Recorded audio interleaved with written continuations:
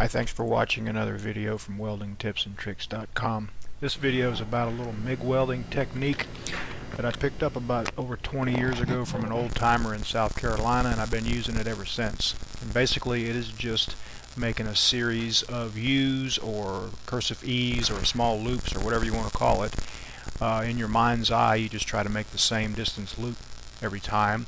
And on a lap joint, you watch the top of the puddle or the side of the puddle that the edge of the metal is on, and you just kind of use it for a guideline and just barely let the puddle nip that corner just a little bit, and that'll give you a nice straight border on your weld and a better looking weld, because you won't be melting all that corner in and putting extra metal in to the weld size.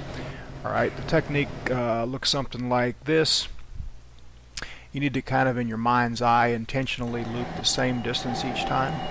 Alright, that was left to right. That was kind of pulling the puddle. This is going to be kind of pushing it a little bit. You can't see the puddle very well, but I just wanted to show you that there's not a lot of difference in the final result. Pushing, pulling, as long as you don't get carried away with the gun angle, and as long as your stick out's good and your heat's good, you can make either one work.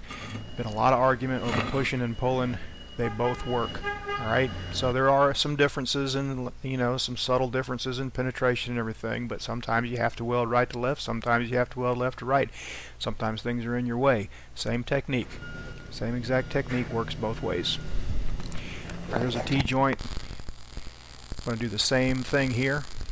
Now you'll notice here the stick out's a little long. That's because I was trying to weld around a camera and I couldn't really see it that well, but you'll see when the lens is lifted, it's a pretty good result anyway. So it's pretty forgiving if you have everything else set up right.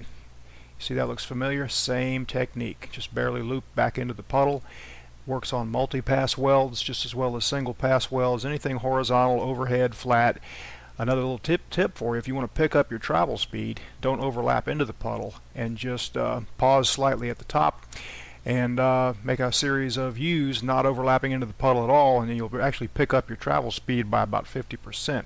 This particular part, sometimes I do about 20 of them, and they're about 1 inch steel welded, a 1/4 inch tubing, 18 inches long by about 4 inches, and I got to weld them all the way around, and I'm looking for any way to get done I can. So that's a good tip for you. Thanks for watching. weldingtipsandtricks.com.